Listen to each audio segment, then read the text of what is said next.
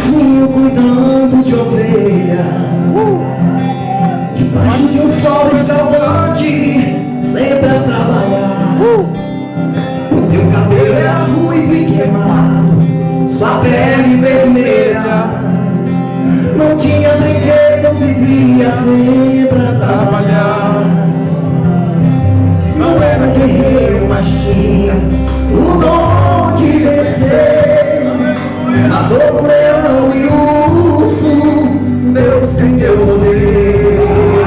Aquele garoto franzino que pouca gente conhecia, era a arma que Deus preparava pra matar a agonia.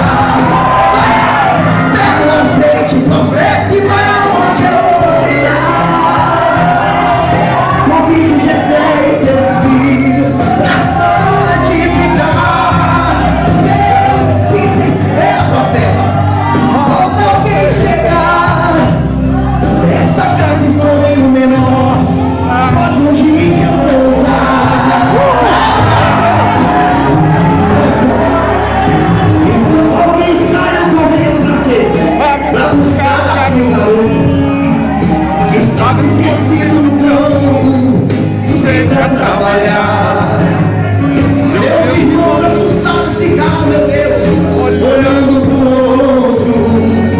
Ninguém assentava na mesa sem o menor chegar. Davi foi chegando e ficando de joelho no chão, e diante da sua família recebeu o sangue. O que aconteceu? Quem foi humilhado mereceu, quem é exaltado desceu. Sabe por quê? Pra ser mais um bocado guerreiro que escolhe ver. Pede o azeite, profeta, e vai aonde eu virar. Convide Jessé e seus filhos pra santificar.